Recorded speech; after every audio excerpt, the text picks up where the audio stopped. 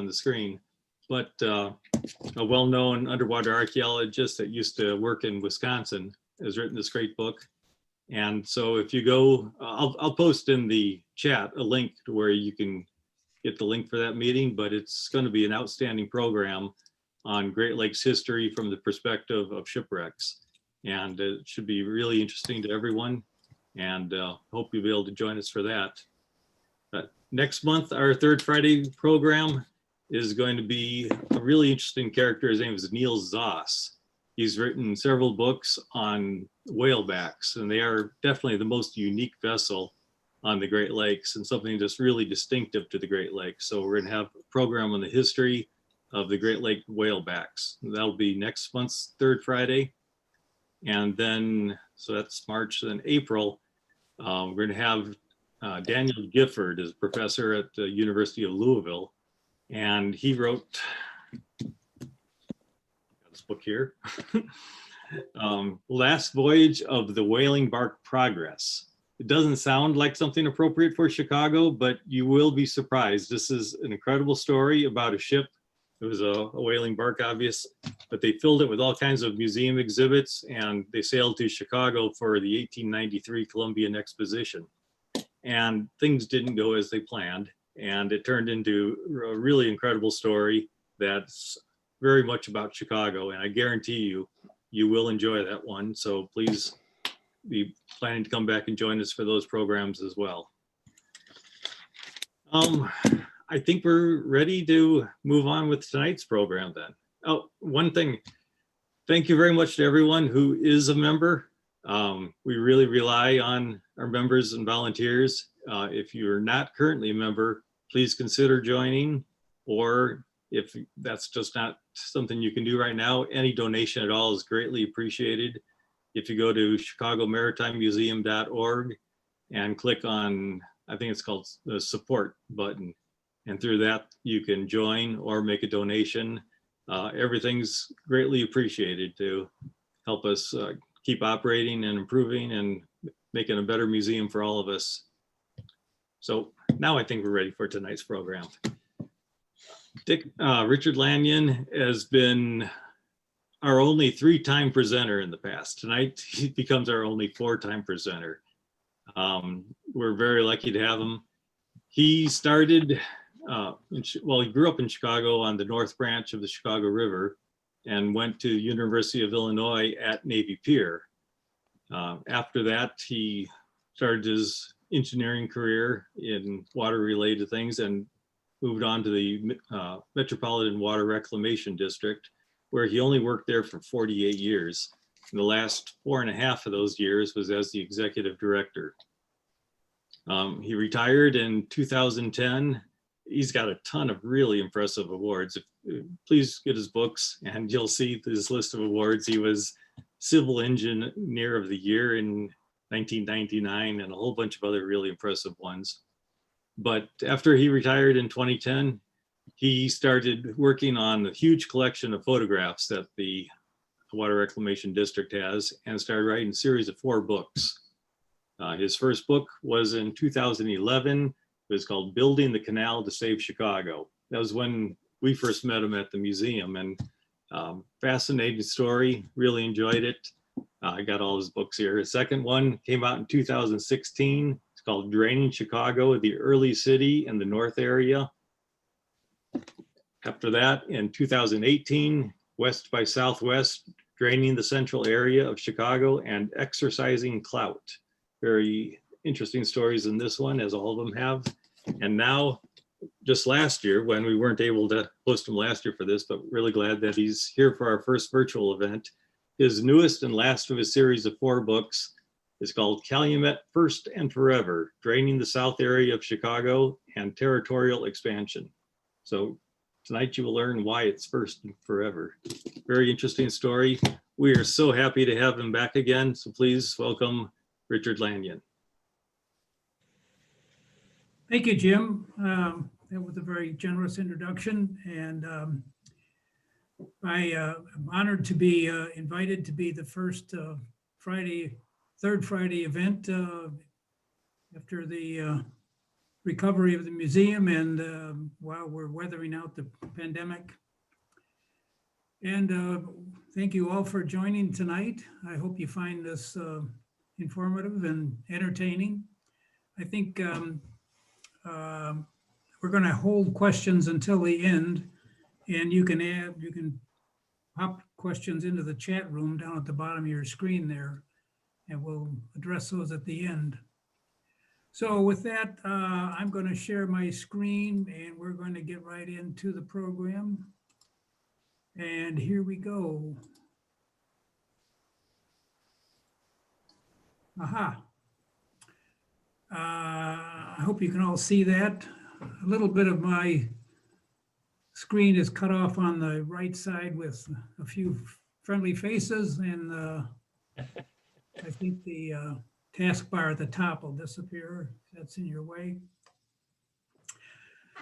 So we have a view here of Wolf Lake, and it's one of the remaining of originally 5 lakes in the Calumet area. And I start this book to talk about the drainage of the Calumet area because it's very complex and it's been massaged over the years. A lot of anthropogenic changes to the benefit of industry and navigation. And that's kind of the background of what the Water Reclamation District eventually did to address the pollution problems. This map, roughly around the turn of the century, over 100 years ago, shows the drainage in the area, and a number of changes I'll point out. First of all, the Calumet River was not by nature connected to the Little Calumet, to the Little Calumet and the Grand Calumet. Of course, these are modern day names. I think the Grand Calumet River came into being when they changed some of this drainage.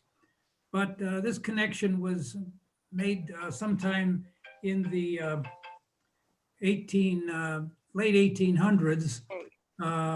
And there was all the marsh through here anyway. So this provided a new outlet for the Little Calumet River, and the resulting flow to the east kind of dried up.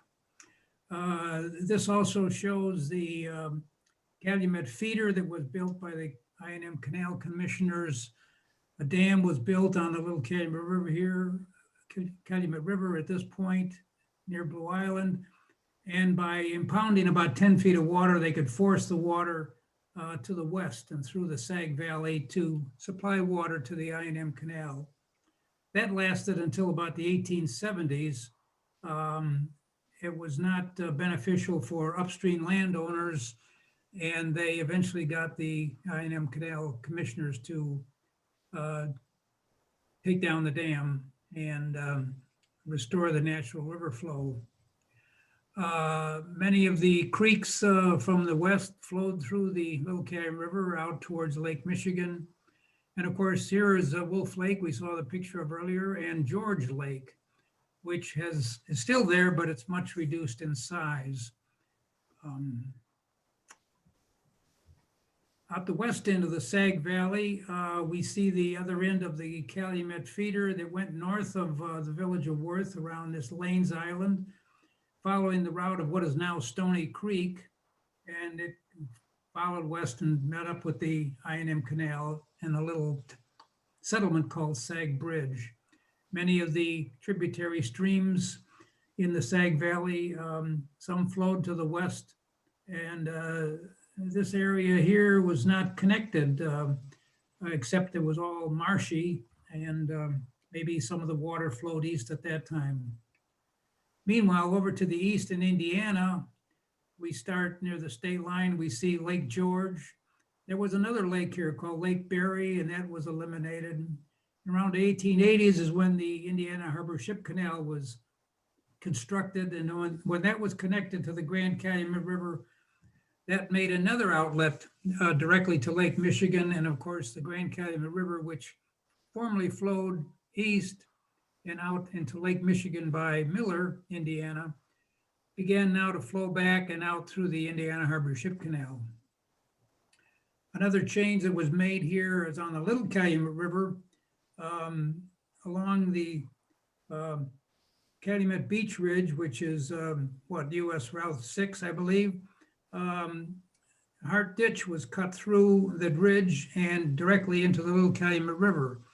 Otherwise, it ended up in a huge marsh that was formed behind the beach ridge. So we'll see that a little later in how that's impacted the drainage in the metropolitan area. So on after the first chapter, we talk about some of the work of the Water Reclamation District. And the first is the construction of the Calumet Sag Channel. And the lower picture on the book cover is the old Blue Island Lock, which was the control structure on the canal just east of Blue Island. Here you see a pair of lock gates almost in the closed position. There's another pair up yonder at the east end. The picture above is the first Calumet water reclamation plant that was built started in 1919 and was completed in 1922. And it was the first of the big plants that are still now operating. And of course, this first plant has been expanded and changed quite a bit over the years. And as we all know, Chicago was polluting Lake Michigan back in the 1800s. And in 1886, after the big August 1885 flood, dilution was thought to be the solution to pollution, and that's what came about with the idea of building the Sanitary and Ship Canal to reverse the flow of the river. And that eliminated, of course, one of the biggest sources of flow, of pollution to the lake. The city and the district cooperated in intercepting the sewers that were discharging to the lake by 1907. That ended that source of pollution. But as late as 1911, the Calumet River remained a growing threat because the area was developing later than the area of Chicago. Now, the sanitary district at the time wanted to approach the federal government and hopefully with Indiana's cooperation, to declare this as an interstate problem and get federal help to deal with the Calumet River pollution. However, Indiana was not cooperative. And on top of that, the federal government was opposed to reversing the flow of the Calumet River due to the belief that it would cause a drop in the level of the Great Lakes. And the pollution is shown here by this map. The Calumet River, of course, flowed into Lake Michigan by Calumet Harbor, right near the state line. And it was only 4 miles up to the water intake off of 68th Street. This was originally built by the town of Hyde Park. It was taken over by the city in 1889. And the 68th Street water pumping station supplied water to most of the south side of the city, everything south of 39th Street. So this was a serious threat to a large part of the population. The city had built a pumping station here at 95th Street that pumped all the sewage from the area directly into the Calumet River. And this is the city's pumping station. It went into service in 1907. By 1915, it had reached its capacity. It was a coal-fired steam electric plant, and it was replaced in 1925 by the sanitary district. So what was the plan to deal with this? Well, we knew by 1911 that dilution was not the solution. So reversing the river would not have helped much anyway, even if the feds did support it.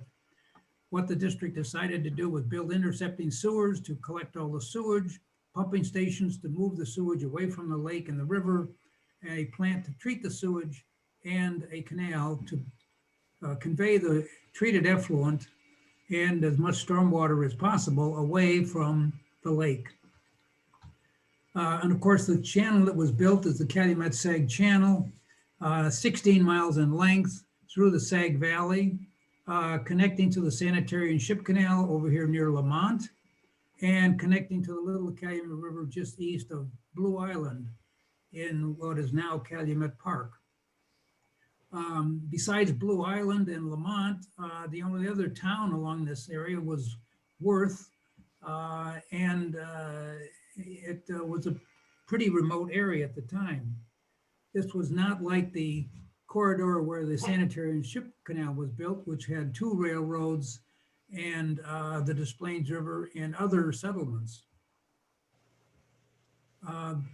Looking from Archer Avenue to the east, in 1910, we saw what was the remnants of the Calumet Feeder. Here it was during the winter, kind of iced over probably, but by this time it had been unused for the I&M Canal, and it was filled with sediment and vegetation and debris and so forth.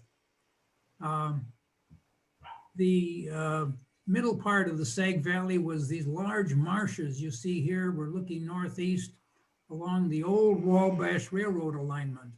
And I say the old one because this was 1911. This alignment was right down on the same level as the marshes, and the tracks could easily flood. The town of Worth is located on this higher land in the distance. And at the east end of the route, this is where the Stony Creek flowed into the Little Calumet River. Very flat landscape throughout the entire Sag Valley. These buildings in the distance are along Vermont Avenue. And of course, this is the Little Calumet River flowing to the east.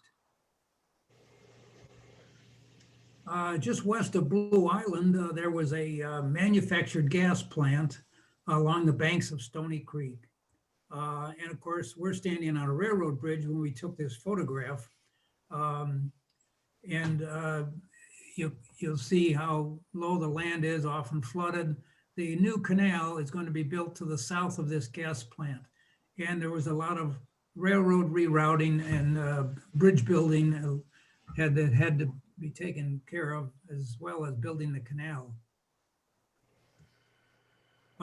Incidentally, these photographs, most of the photographs you'll see are from the archives of the Water Reclamation District. And the other photographs, when I show them, I'll give credit. The western 2.5 miles of the Cal-Sag Channel had to be excavated in rock. This was the good old limestone, same as the excavation of the Sanitary and Ship Canal, and the same methods were used. I would cut the vertical wall first, and then use dynamite to blast out the rock, and load it on rail cars and haul it away. Not very far. They would have huge spoil piles as near as they could, although through the Sag Valley with all the marshes, stable land for stockpiling spoil was not easy to find. The western end of the Cal-Sag Channel connects with the Sanitary and Ship Canal, and this was tricky to make this connection. They left the wall of the Sanitary and Ship Canal in place and built the walls and did the rock excavation for the channel in the dry. And then when all of that work was finished, they removed the wall and this dike that was a levee to hold the Sanitary and Ship Canal in place. And once that was flooded, then they would have to remove that dike. That's what this drag line is doing in the background. And in the foreground, these workers are constructing a cofferdam that will be used to dewater the area and build a connecting wall between the Sanitary and Ship Canal wall and the new wall of the Cal-Sag Channel. The middle 11 miles of this channel were through the marsh. And here you see these marshes. We're looking from the Wabash Railroad to the east. And how to deal with this wet, muddy, marshy ground? Well, they dredged it, hydraulically dredged it. They brought in a dredge and they would suck up the soft materials and pump them. You see over here in the right rear is a large spoil area, which was all this hydraulic fill. And then in the distance, they could bring in the drag lines and excavate the earth. And sometimes they hit some rock, which had to be removed. but mostly it was all through soft, wet clay underneath the marsh. After excavating the channel, they had to line the channel banks with hand-placed rock riprap. This was done in order to stabilize the slopes and also to retard any erosion from fast-moving water. Some areas, despite the riprap, did fail, and you see here different colored rock where they had to repair a failed side slope. The eastern 2.5 miles went through the city of Blue Island and on over to the Little Calumet River. And through the city, working conditions were very limited. And you've seen here, there are buildings to the north in Blue Island, and there's buildings to the south also. In the background is the gas plant. The channel is coming right down through this area. Here they're excavating the clay, loading it on rail cars to be hauled to spoil areas. And then they built the channel through concrete walls. Two walls, they're 60 feet apart. And of course, the walls were there so that they had a minimum of land purchases as you went through the city of Blue Island. But also with the soft, wet clay soils, the walls help stabilize as opposed to the trapezoidal channel to the west. Here's part of the gas plant over on the left. And in the background, of course, the buildings in Blue Island. Now this railroad in the bottom was for the contractor. He would haul his materials from a central construction yard to wherever they were building the wall. And here they have this false work and form work to build the concrete wall. At the east end, as we mentioned earlier, there's the Blue Island Lock, and here is the inside of the lock chamber, looking from the bottom of the chamber. This wooden false work here is a derrick for constructing the two sections recessed into the walls in these two locations. And of course, there's another set of gates at the other end of the lock chamber. And at the far east end, they had to connect to the Little Calumet River. To do that, they first built this levee to keep the river from flowing into the construction area. And here you see they're building one north wall that has a return into the higher ground. And in the background, the south wall will do the same. And in the background is where they're constructing the Blue Island Lock. And this area over here is what is now called Phase Point, for any of you that are familiar with the Blue Island area. All right. This was the new Wabash Railroad. We saw the Wabash Railroad down on the lower alignment before, but in constructing the new bridge, the railroad decided they wanted to raise the grade and straighten the alignment directly across the valley. And that was done so here. The Sanitary District paid for the bridge. The railroad paid for the raised embankments on each side. The channel is not yet here, but it would go right into this middle span under the bridge. Another bridge building was Western Avenue in Blue Island. Here is Western Avenue coming down from the north, and it did a little dog leg across what was then Stony Creek and went under the Rock Island Railroad. We're standing on the Rock Island embankment. To build this new bridge, they built a diversion around the construction site so Western Avenue traffic could be continuous. Meanwhile, they built this bridge. Here we have one main center girder with two outline side girders. And this bridge had trolley tracks on it, as well as roadway, and then sidewalks on each side of the outer girders. And Stony Creek was kept flowing out. All this was going on under the bridges and under the railroad. Eventually, the creek had to be rerouted when they excavated the channel. And then looking from the Western Avenue Bridge to the east, we see the new bridge for the Rock Island Railroad. Here, the piers are founded on the two walls that are 60 feet apart. And here's the contractor's construction railroad that a gap was left in the wall for that to be usable. Bridges to the west of Blue Island along in the country roads didn't have any sidewalks. They were just a roadway to cross the canal. And this is a typical bridge. There was a truss bridge. And this was Piper Road, which became Ridgeland Avenue. And of course, the 5-mile-an-hour speed limit. Can you imagine that on bridges today? Of course, nobody was there to enforce the speed limit, so who knows what speed the traffic went on. Anyway, in addition to building the channel, the sanitary district had to improve the Little Calumet River east of the channel. And it just so happens that while this work was being done in the 1920s, the Illinois Central Railroad decided to build a new bridge where it crosses the Little Calumet River. So here we are looking west along the Little Calumet River. The river goes under the bridge and then does a turn to the right and up around Acme Bend. So this was done at the same time. And while that was going on, the sanitary district was dredging the Little Calumet River 7 miles from the east end of the Calumet Sag Channel all the way over to Lake Calumet. The dredgings, again, were done by hydraulic means, and the spoil was pumped to the spoil areas on the side. Now, at about this time, the new Calumet Sag Channel created a more direct link between the Sanitary and Ship Canal and Calumet Harbor. And industries wanted to use this channel for navigation, but it was only 60 feet wide, and that posed a problem. The federal government became interested. The Corps of Engineers had more authority now under the Rivers and Harbors Acts. And it was about this time that they began to plan to widen the Calumet Sag Channel and the river to the east.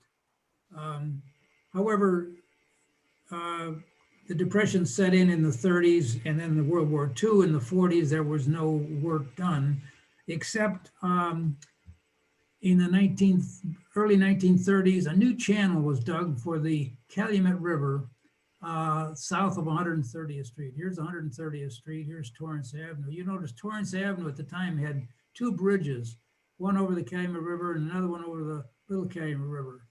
Well, the feds rerouted the channel in a straight line and were able to abandon the old channel, thus creating what is now the Little Calumet River and the Grand Calumet River and this new channel. And incidentally, this new channel became the place where they built a new lock, which we'll see later.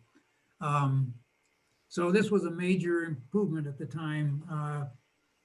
Navigation could easily transit through up to Lake Calumet rather than have go this roundabout way under 2 bridges. And then after World War II, 1946, Congress authorized the Calumet Sag Channel to be widened and the building of a new lock. Eventually, money was appropriated and construction began in 1955. The channel was made much wider by moving it the south bank to the south and increasing the width 4 times from 60 feet to 225 feet. This is the Wabash Railroad Bridge being rebuilt. The original channel was about this wide here, and now they have a new large truss bridge for a clear span. And of course, this will eventually be removed when the bridge construction is completed. Just to the west, incidentally, this is now the Metra Southwest line. Just to the west of that is Southwest Highway. And when Southwest Highway was built, they anticipated a wider channel, so that bridge was built with a much longer span.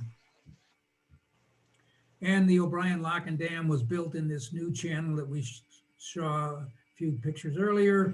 A much larger lock than the Blue Island lock, similar design with sector gates at either end. But this lock was 1,000 feet long and 110 feet wide, much, much larger than the old Blue Island lock.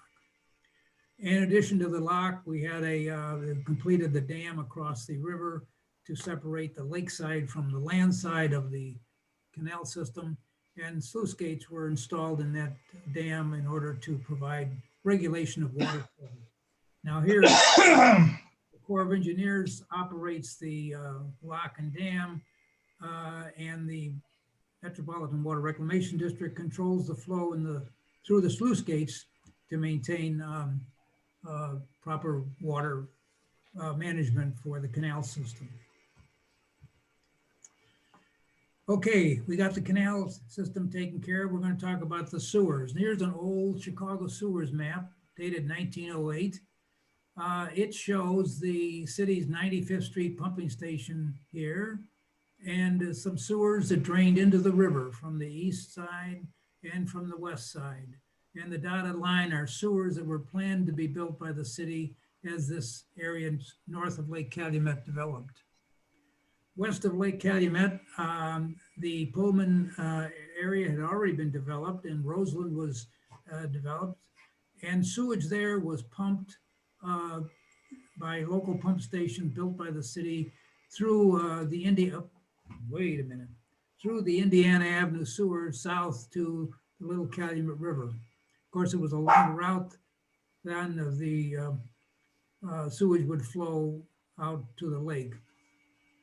This map also showed the plan to build the channel all the way over to Lake Calumet if the federal government would allow the district to reverse the flow of the Calumet River. But that didn't happen, so the channel ended here in the Little Calumet River. This map also shows another one of those lakes that has been eliminated, Hyde Lake. It wasn't even there in 1908, but apparently that was on this old map. And it also shows the Hedgewish pumping, the Hedgewish neighborhood of far south Chicago. It had its own little sewer system and a pumping station which pumped directly into the Calumet River. And that kept pumping until the intercepting sewer system was built. So the district decided to intercept all the sewage in these sewers by building new sewers along the river and to convey it from the new pumping station here across the north end of Lake Calumet and down Indiana Avenue and other avenues into another pumping station and the treatment plant, which was located southwest of Lake Calumet. And this was the new 95th Street pumping station. The old station was located just to the left of this picture. Of course, when this was built, there was no Chicago Skyway, but when they needed to build the Skyway, they ran it right above the station. That's what you see up above the pumping station. So this pumping station collected sewage from on both sides of the river and pumped it away from the lakefront. And fast forward to what we have today, draining the entire south area is an intercepting sewer network like this. And we'll go back to 95th Street now, the new pumping station with its connecting sewers on both the east and the west sides of the Calumet River, flowing north and then the south along what is now King Drive and other streets to the pumping station and the treatment plant. This system is called the South Park Interceptor. It serves mostly the city of Chicago and brings sewage in from the north. The next interceptor built was the Harvey Interceptor coming in from the south suburbs, Harvey, South Holland, Dixmoor, etc. And of course, as that was being done, these areas were developing. This plant had to be expanded. We'll talk about that later. The third system was the Calumet City Interceptor. It came in from the east and it drained Lansing, Burnham, Calumet City, and it picked up the sewage from Hedgewish and brought that into the plants. Later on, that system was extended far south to pick up far south parts of Cook County. And last, the fourth interceptor is the Blue Island Interceptor coming in from the west. Originally, this just served other parts of Chicago and Evergreen Park and Crestwood, Alsip.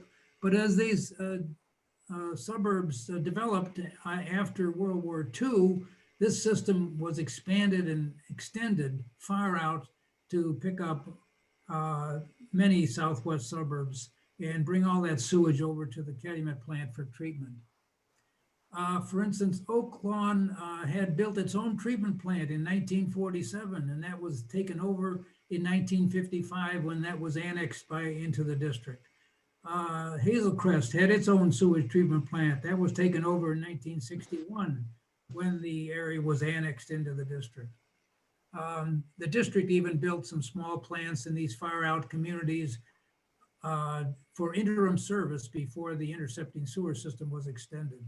Today, this drains an area of 305 square miles with a population of a little over 1 million people. Also in the south area, we have a treatment plant on the Sanitary and Ship Canal, the Lamont plant, and a small intercepting sewer network serving the far southwest part of Cook County. Many small pumping stations still exist in this southwest area to drain low areas and pick up the sewage and to get it into the gravity system. Now, some relief sewers were built deep into rock. Eventually, when as this area grew and needed more relief capacity, the new sewers were connected to the tunnel system. We'll talk about that later. Then the treatment plant was built. And as I said, construction started in 1919. It was finished in 1922. This was the first mistake they made. They had this outdoor screen chamber and grit chamber. And of course, that doesn't work well in the cold, snowy winter weather we have. All of these facilities are now under roof in heated buildings. But construction of the plant overall was a success. It required huge tankage. They used a process that required huge tankage to treat the sewage, and to construct those, they built these towers that were connected by cables, and these towers were used to lift materials. Materials would be brought to the base of the tower by rail, and then concrete would be mixed, hauled up to the tower, and then distributed out over to the construction area through these tubes and pipelines, and to build this large tankage. A process was used called Imhof tanks, and it required a lot of tanks covering a large area. You see here the finished product. This process has 2 tanks, the Imhof process. The upper tank is for the sewage to settle out its solid material, and then their lower tank collects that solid material, and it sits there and digests anaerobically over a period of time. So you have treated effluent, partially treated effluent from this Imhof process, and you have sludge from the lower compartment. And this piping system is what sucks up the sludge. And where does it go? We'll talk about that in a minute, but the upper tank effluent has to be treated further, and a system called trickling filters was built where the effluent is sprayed over a bed of rocks, a deep bed, like 15 feet of rocks, and this develops a biological slime on the rocks that treats the sewage. And then the sewage is passed through these final settling tanks for polishing before it is discharged to the Calumet Sag Channel. Now in the foreground, we see what looks like farm plots. What are they for? Well, that's to deal with the sludge.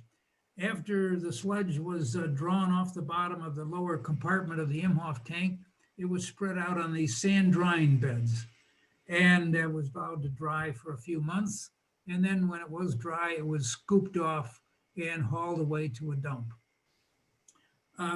Now, it turned out that this was a very labor-intensive practice, so they began to experiment with mechanical devices. And this was a homemade digger that would remove that dried sludge and loaded into the cars. In the background, we've seen this structure. It had no part of the treatment plant. It was a reinforced concrete grain elevator along the Michigan Central Railroad, which preceded the plant, but it survived a long time. It was torn down in the 1980s. There were several experiments conducted at the treatment plant. Part of the one corner of the Imhof tankage area was converted into a new type of process called activated sludge. And so this operating gallery was built for piping and valving, and to the right of that are the aeration tanks where air is mixed with the sewage, and then in the on this side we have final settling tanks. So a lot of experiments were conducted on this activated sludge process, and eventually it was adopted as the process for all of the district's treatment plants. In fact, it's the process used by most treatment plants in the nation. Another building there was the machinery building, and in the machinery building they were experimenting with different ways of drying that sludge, and they installed these rotary drum vacuum filters. This was a drum that would rotate, and on the drum was a blanket type material, a fibrous mat, and of course they would put a drum under a vacuum.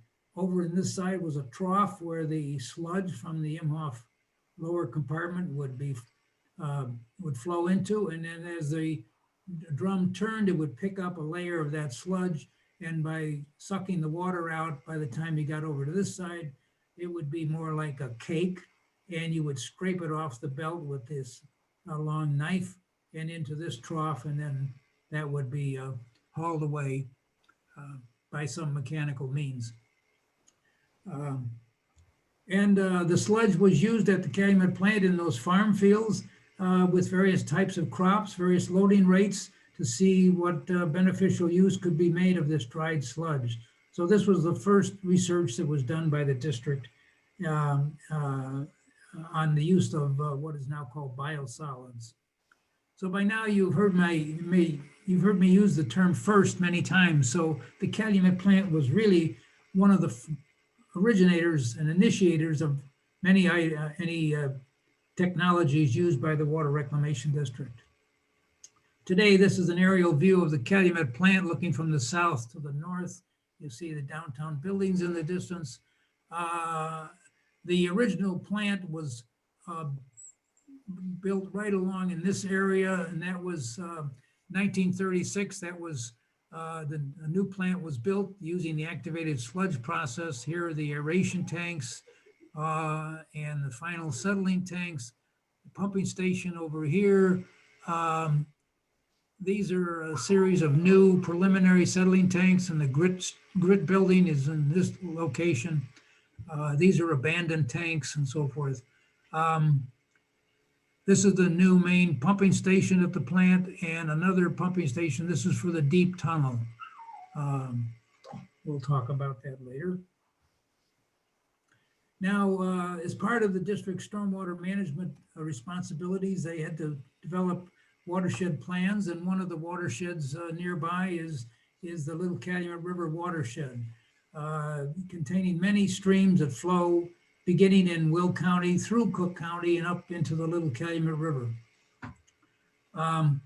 We have one area is called the Calumet Union Drainage District, this area in here, and then you have Natalie Creek, Midlothian Creek, Cherry Creek. Anybody who's a resident of South Cook County knows about these creeks. Now, I mentioned earlier that Hart Ditch cutting through the beach ridge. Well, this is part of the watershed today because of that construction, because this causes the flow to go west into Illinois. And this area was Katy Marsh. It extended over into Illinois, and it was a huge marsh.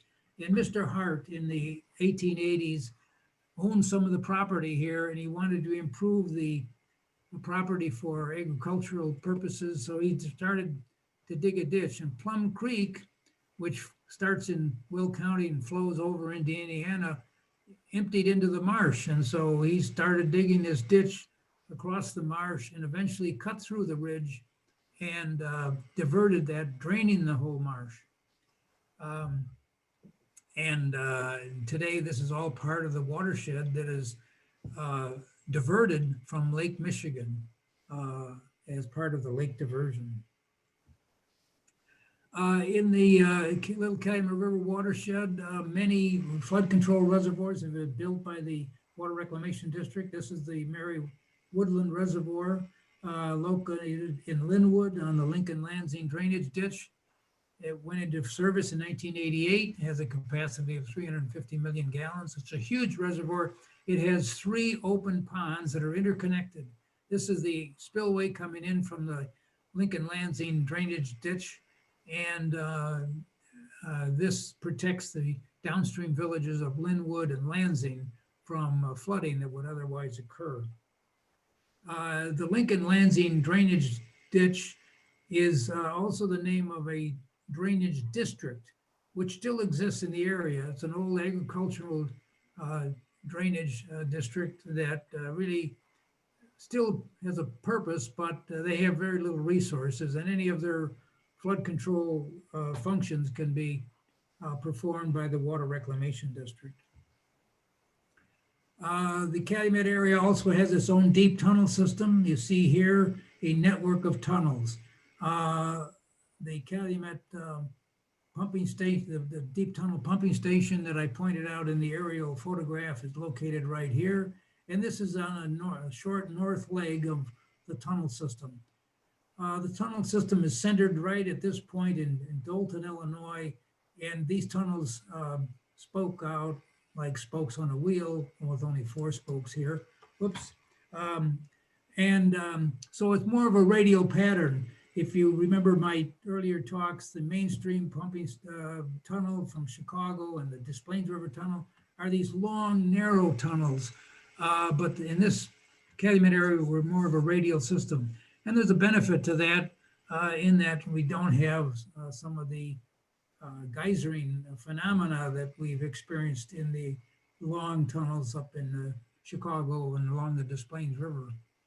Well, here you have at the south end of this Indiana Avenue leg, you have the Thornton Reservoir. This is the storage component for the system that holds all of the overflow until it can be drained back through the treatment plant for complete treatment. And then one branch of the tunnel goes over and serves the Burnham and Hedgewish and the Calumet City area. Another goes up along Torrance Avenue and to serve the areas along the lakefront, the 95th Street pumping station. And then you have 2 branches that go along the Little Calumet River, picking up sewer overflows along there, and the Cal-Sag branch, which flows over to Crawford Avenue, and then they tunnel under Crawford Avenue, picking up many combined sewers in the south side of Chicago. And then, of course, that overflow is stored in the Thornton Reservoir. You see here looking south. This is the toll road, Tri-State Toll Road, crossing the Thornton Quarry. The Water Reclamation District bought the north lobe of the quarry and had it deepened to provide the necessary storage of almost 8 billion gallons. This reservoir not only holds combined sewer overflow from a large area of combined sewers, about 30 square miles in the south side and of the city and the south suburbs, but also it diverts floodwater off of Thorn Creek to the east of this site. So it can serve both purposes, and flood and pollution control in the south area. And I mentioned the lake diversion matter earlier. I devote the last chapter in the book to the subject of lake diversion and the litigation which has occurred over this matter, going all the way back to the first litigation filed by the city of St. Louis and the state of Missouri. Of course, they wanted to stop stop the operation of the Sanitary and Ship Canal. Their efforts were to no avail. The court found in favor of Chicago because St. Louis was not treating their sewage either. So anyway, but that started a long line of litigation over the diversion water from Lake Michigan, and that was finally settled by the Supreme Court in the 1930 decree, which allowed Illinois to divert 2.1 billion gallons of water from Lake Michigan a day. Now, that's not the number that's in the decree, but that's a number that I use gallons because we all know what a gallon is. And the number is not an absolute average. It's a 40-year average, running average, and any 1 year it can be 10% more or 10% less, whatever. But it includes the runoff from this 673 square mile area that formerly flowed into Lake Michigan through the Chicago and the Calumet rivers. And so about, on average, 25% of this 2.1 billion gallons is the amount of water that would have flowed into the lake from this area. So what is the other 75% of this? So used for municipal water supply. Most of it is used by Chicago and the many suburbs in the Chicago area. And that water is allocated by the state of Illinois.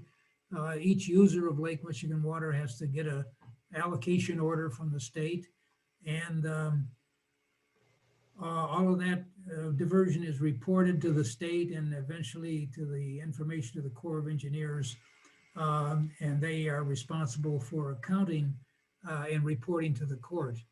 Part of the lake diversion is also taken by the Water Reclamation District as direct flow from the lake through the Chicago River, through the North Shore Channel, and through the Calumet River, where they have regulating works on each of these three intake points. And as of the latest year approved by the Corps of Engineers for accounting, Illinois was diverting a little less than that 2 billion gallons of flow.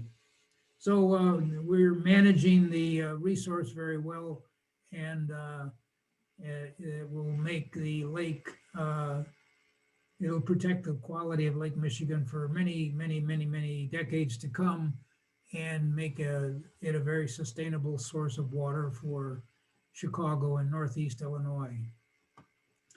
I think that is the end of my slides. It is, and just to remember, Calumet was the first. I've mentioned many firsts, and the forever is my belief that it should always be Calumet. The elected commissioners at the Water Reclamation District have the authority to change the name of plants, and they have changed the names of several plants and facilities in the past, but the name Calumet goes with the area. It preceded the European exploration and settlement of the area, and it should always be called the Calumet plant. And with that, thank you for your attention. I'd be happy to answer any questions. I'll turn it back over to you, Jim. Thank you very much, Dick. That was great as always. Really appreciate it. You know, if they were to change the name of that Calumet plant, the Richard Lanyon plant wouldn't be a bad choice. No. But thank you very much. I got one quick question I'll start with. You talked about very early on the Calumet River sort of changing course. Instead of flowing out into the river at Miller in Indiana, that started flowing out through the Calumet Harbor Ship Canal. What does the Calumet Harbor Ship Canal do now in Indiana? Does it dump out into the lake at all? The Indiana Harbor Ship Canal? Yeah. Yes, it flows right into the Lake Michigan. Well, that's wonderful, because I've sure seen what it flows through, and that's not good, because that's the water I drink down here in Indiana.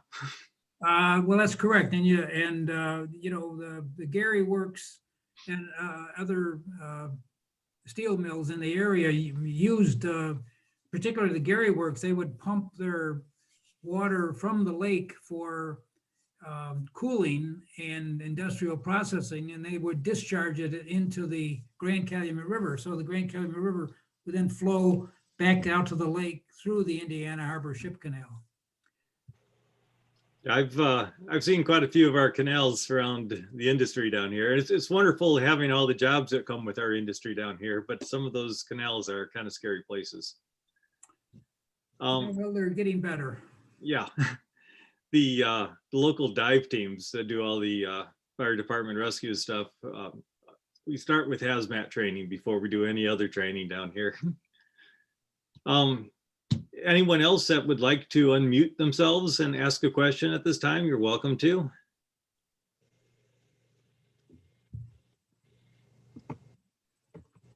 I'm checking our notes here. I'll ask one other question while we're waiting for someone else. The canal didn't go straight through Lake Calumet, or the channel, or the Calsite Channel. It didn't actually use Lake Calumet. Why was it decided not to make use of going through the lake or to bypass it? Well, in 1910, the Sanitary District applied to the Corps of Engineers for a permit to build the Calumet Sag Channel, and they wanted to divert up to 4,000 cubic feet per second additional diversion from Lake Michigan, and the Corps of Engineers said, no, you can't do that. You can't build a big channel to divert that much water. We'll give you a permit for a small channel, but we don't want you to build a big channel. And then, so the district said, we don't need to extend this all the way over to Lake Calumet if they're only going to let us build a small channel. So that's why it was, the eastern end was terminated at the Little Calumet River near Blue Island. All right, thanks. Okay, so if that had run into Lake Calumet, that would have, well, this was before the OBrien Locks was built then, or Oh, yes. do I have this right? Yeah, much Okay. before then. Okay, so there would have been some sort of a control structure somewhere along that new channel anyway. okay, The idea was to, take it directly to the south end of Lake Calumet. And, the Little Calumet River kind of wiggles around and meanders between Blue Island and Lake Calumet. So it does, yeah. cut it short. Okay, now the route of the original Little Calumet, is that what runs past Phase Point? I'm sorry, what? The original Little Calumet River, from where the Calcite takes off, that turns into a little creek. Is that what runs past Phase Point there? I'm not quite getting the point of the question. Okay, the Little Calumet was dug out and it was joined with the Calsag, which is that great big channel all the way out there. But the course of the original Little Calumet doubles back to Indiana, right? Oh, yes. And Yeah, that turns into, it's virtually just a little creek by that time. Yeah, before the pale faces came, the Little Calumet River flowed west over to Blue Island, and then Blue Island was this big hunk of blue clay, and it turned around and flowed back east. And because the way the Lake Michigan, kept bringing sand down the lake shore and kept moving the mouth of the river farther east, and so when the settlement occurred, the mouth of the river was over by Miller, Indiana. Okay. Well, thank you. This is really fascinating to hear. I used to work at Riverdale. I used to run Riverdale Marina, the old triplex. So that was all my territory down there. Uh-huh. All right, well. One thing I didn't mention during the introduction is that with this being the fourth book, he's up to 1,640 pages in his 4 books. That's a pretty busy retirement you've had. Well, I never added them up. Thank you. I was flipping through all of them before the program tonight and started counting. Two of them are the same number of pages at 426, and one was 422, the other 366. Did you mention tonight the online sources for the photos? The photographs? Yeah. No, I didn't mention that, but there are, on the first slide, there was a couple numbers there. There's about 90 photographs in the print book. But in picking out those 90, I had gone through several hundred, and I decided those were worth viewing. So they're on a website that is mentioned in the front part of the book where it talks about the photographs. And you can go to that website and spend your whole day going through 560 or so photographs of the Calumet area. And then all of the photographs for the other books are also on the website. Yeah, many of us really appreciate you putting all those up there. It really is an incredible resource, and they're phenomenal photos, being big glass plates. They're high quality and really interesting. How many total are in the collection? Yeah, well, there's like, I don't know, 15 or 20,000. Last March, up until last March, I was spending a day a week at the old district office on a project to go through all of these and, create an archive and improve the scanning of some of them. And then with the pandemic, they shut the office, and so my little project got put on hold. But I hope to get back to it. It is a wonderful resource, and the district puts a photograph up on a photograph of the week up on their Facebook page or something, and they often find a photograph and they say, "What is this thing?" And they send me an email and, "What is this photograph?" So the other day I got an email asking about this photograph, and the photograph was of somebody blowing up a small stream with dynamite. And what were they doing? Well, this was in the 1920s, before we had a mosquito abatement district. And there were a lot of complaints about mosquito breeding in these creeks in Cook County that would get stagnant. And so besides using oil and various insecticides of the day, somebody had the idea to dynamite the streams to disturb the wetlands along the streams where the mosquitoes would breed, thinking that if you dynamited all this mud, you kill off the mosquitoes or disturb their breeding grounds. Yeah, that's what they were doing back then in the 20s. Hey, Dick, may I ask a question? Go ahead. Hello? Yeah, hi, thank you. Chris Cameron here speaking. I see my pictures not up there, but in any event, so I have some relatives who live north of Ridge and east of Calumet Road. I guess that's in Indiana. And that whole area was flooded pretty badly about 10 years ago or so.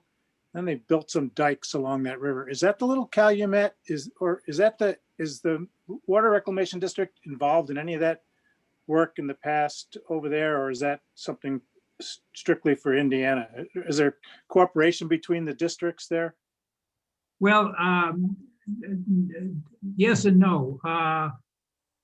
The no part is that all of the work along the Little Calumet River on the Indiana side was done by the Corps of Engineers, and they built levees along the Little Calumet River to confine the flooding. That work was not carried into Illinois. Illinois decided not to be a sponsor for that work. Instead, the Water Reclamation District was building reservoirs and decided, not to build levees along the river channels. Okay, thanks. So I always wonder when I see a levee being built that at some point the levee ends and either it's going to go to Lake Michigan or it's going to go into a reservoir. I just don't know where that ends down there. I haven't followed it out that carefully, but I was curious if that the reason the district doesn't do levees, or do you prefer just the reservoir approach for managing that kind of thing? Well, I think part of the reason is that the channel through the Indiana towns and villages, very flat, and there's been a lot of development, and they've really occupied a lot of the floodplain areas.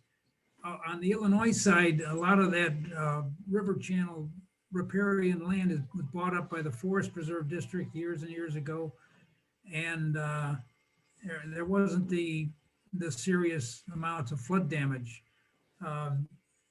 right along the river channel. Where there was flood damage in communities, that's why the Water Reclamation District would build reservoirs to contain the floodwaters. And it was just a different philosophy of how to manage the stormwater. Good, thank you. Appreciate your answer. Thanks a lot. Great presentation. Thank you. Boy, Chris, I hope your parents' house wasn't directly in that flood. That was, I think, 2008 when that happened. Yeah, it was my cousin's house, and it absolutely was. Yeah, it was the water was like halfway up the wall. Yeah, it was amazing. It was real September catastrophic. 2008. Yeah. Yeah. I'd wake up every morning to hearing the news helicopters showing the highway still being flooded, and it was quite a time. I wanted to make a big sign to go up on my roof saying send FEMA trailers, because this was shortly after all the FEMA trailer stuff down after Katrina. Yeah, so you know where I'm talking about. Yeah. In that neighborhood. Yeah. I Right. live just off Ridge Road down that area. Yeah, out there behind that hospital and all. Right. Right. Yeah. Would anybody else? Bill Dara looks like he's been itching to ask something. Yeah, I was wondering if there are any parts of Cook County that are not hooked up to the central metropolitan wastewater treatment system. Yes, there are. One of the things I talked about in this book was the territorial expansion. Up until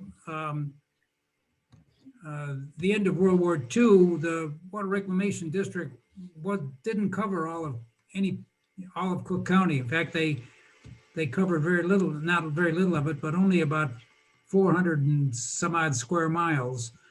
The city of Chicago, the north suburbs along the Des Plaines River, and so forth. The southwest suburbs were not in the district, nor were the northwest suburbs.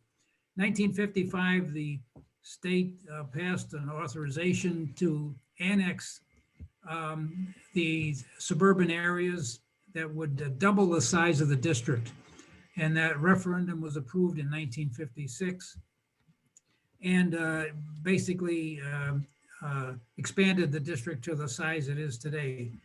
But the areas of Cook County that are not in the district, and I qualify that according to their wastewater authority and taxing authority, are Barrington Township in the far northwest corner, and parts of Bloom Township in the far south part of Cook County.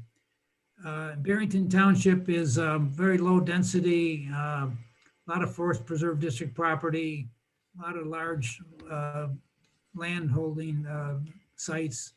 And in South Cook County, we have another sanitary district called the Thorn Creek Basin Water Reclamation District. That's been in existence going back early part of the 20th century. Now, I said that was the wastewater authority. In 2004, when the state authorized the district to be the stormwater management authority for Cook County, it was included the whole county. So these areas up in Barrington and in South Bloom are within the district's stormwater management authority, but that's not within the taxing authority. So it's a little bit of governmental logic there. I don't know why. So they won't, they don't vote for the board then? Pardon? They're in the stormwater district, but they don't vote for the board members. Yeah, you don't vote. The voting and the taxing is only limited to the wastewater authority. So what does the Barrington area do with their wastewater? Do they have a separate system, or is it independent for property owners? Well, a lot of the property owners have their own water and septic systems up there. But the village of Barrington itself has its own little treatment plant. And there may be some others like that. Some of that area drains to the Fox River, et cetera. Okay, thank you. Welcome. We've got one question in the chat for you. It says, with all the sewer improvements on the Cal Sag, why is it still so polluted? What do you mean it's still polluted? Well, maybe it's not as polluted as we all think. Yeah. Well, you know, I've been around too long. I can remember when it was pretty raunchy after a storm, but you don't see that anymore. It's much better. For the Calumet area, the tunnel system is very effective. And of course, the Thornton Reservoir is complete. It's been in operation for about 5 or 6 years. So it's doing its job. And I mean, if there are pollution problems, they need to be identified and resolved. But for the most part, you know, sewage isn't going into the waterways anymore. Anyone else want to jump in before we wrap How up? about, one real quick, what's the best way to get your books there, Dick? Pardon? If we want to get some copies of your books, what's the preferred way? To obtain the book? Yes. Well, you can find them on Amazon, of course. Okay. And the website of my publisher is, you can either find it through Lake Claremont Press, or their longer name is everythinggoesmedia.com. Okay.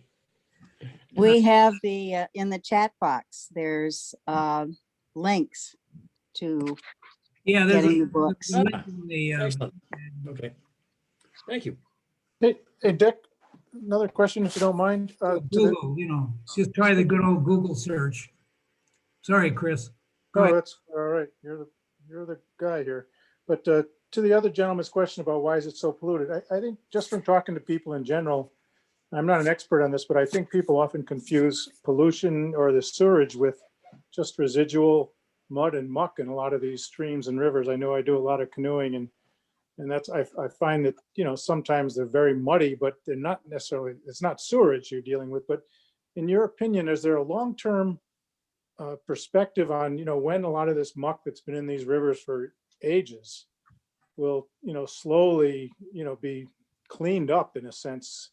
So these things are, I know they're not going to be pristine, but over time, perhaps they're going to get less what people generally consider polluted. Or do you have any thoughts on that? Or is it the district? I don't suspect you do kind of remediation on river bottoms and things as part of the district. Well, like I said before, you know, if there's a site-specific problem with stream quality, you bring that to the attention of the district, and you know, they'll look into it.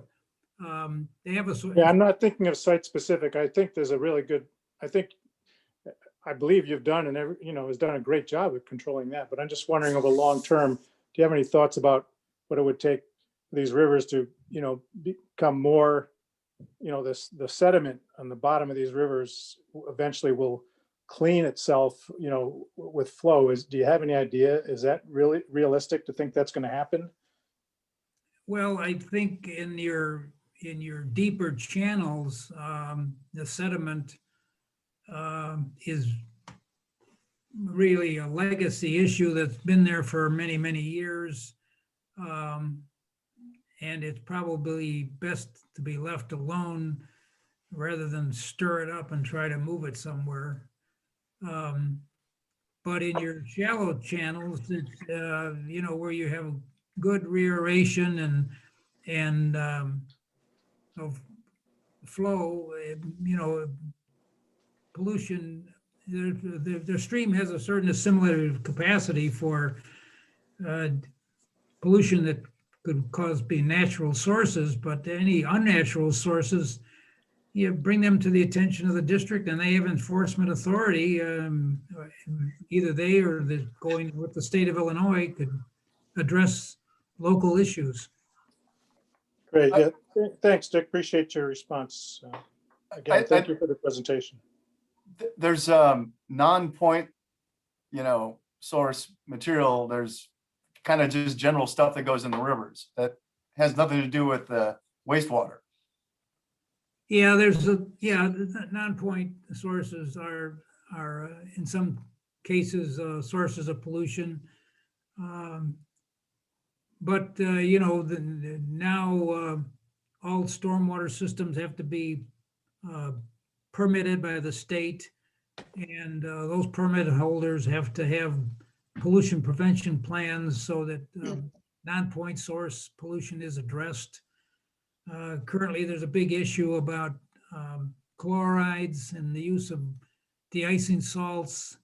There's attempts to reduce the discharge of Saltwater. chlorides from that, you know, program to de-ice our streets. And another issue is nutrients, you know, runoff from farm fields or properties where they use fertilizers and soil conditioners that might increase the nutrient loadings. Dick, talking about removing contaminated sediments, the Corps of Engineers has a number of projects. You mentioned Indiana Harbor, the contaminated sediments at the bottom of Indiana Harbor. The Corps is doing a project of dredging that material, putting it on land, drying it out, and treating the effluent. So they've done that. They did a project, well, in Waukegan Harbor. And of course, Bubbly Creek is another project that the Corps is involved with. So there's a number of projects where they're treating contaminated sediments, Right. most notably Indiana Harbor. Yeah, well, the Corps has done, for instance, you've got the Iroquois Landing confined disposal area where contaminated sediments are confined and won't impact the environment. And then on Bubbly Creek, they're talking about encapsulating the sediments on the bottom in some way. Yet to be demonstrated, but it's good anyway. Well, as long as the Yeah, Pershing the basement. pumping station is there, can they really do anything?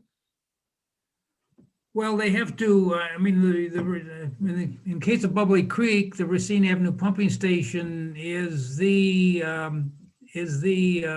savior of 30 square miles of the city's south side.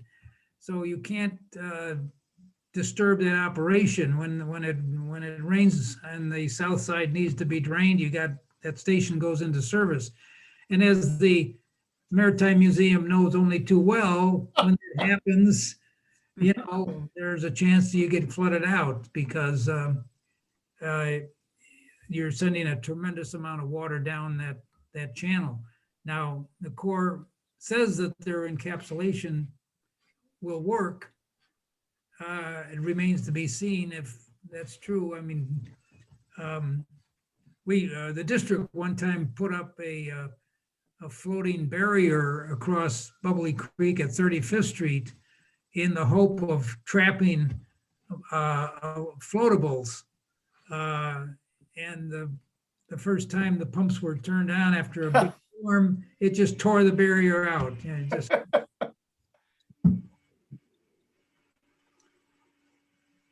Very good. Well, it's getting close to 8:30. Before we go, I want to give a quick shout out to, I've been looking through the names of all the guests and a lot of you folks I haven't seen in at least a year, but I want to say hi to Dan Corneli. Dan's been involved with the museum and a great friend of the museum going all the way back to the earliest days in the 1980s. And glad to see him and appreciate all of his involvement over the years, and hope everything's going great with him in his retirement. Last chance for anyone else to get a question in. Well, Dick, we hope you're able to get back into the office and work more on the photograph collection. You're doing a great service to all of us by making more of those available and taking good care of them. And now that your series of 4 books is completed, is there anything else besides that photo collection that you're focusing your time on? Oh, I'm busy. I live up in Evanston. I'm busy in civic activities here. We're doing a big update on our stormwater management plan. I'm involved in that. And so, yeah, I keep busy. Lately, I've been doing a lot of snow shoveling. Evanston's lucky to have you, especially the work you do at the school there with their gardens, and you're certainly a wonderful guy to have around. And we've loved having you come for presentations, and just because you finish your 4th book here, hopefully we'll find a way for you to be involved with this more in the future. And looking forward to when we can all meet at the museum again. This will be a lot more fun when we can do this in person. So Thank you, Jim. So thank you very much for coming. Thank you to everyone for coming tonight. Certainly made our first attempt at doing an online program successful, and really looking forward to having many more great programs to come. Last chance for anyone to say anything? All right, well, thank you again for coming. Dick, thank you so much for doing this for you. We really appreciate it. Everybody buy his books. They're really fascinating. Yeah. And Thank yeah, Thank you. definitely worth getting. All Good right. night. Thank you. Bye. Okay, good night to everyone.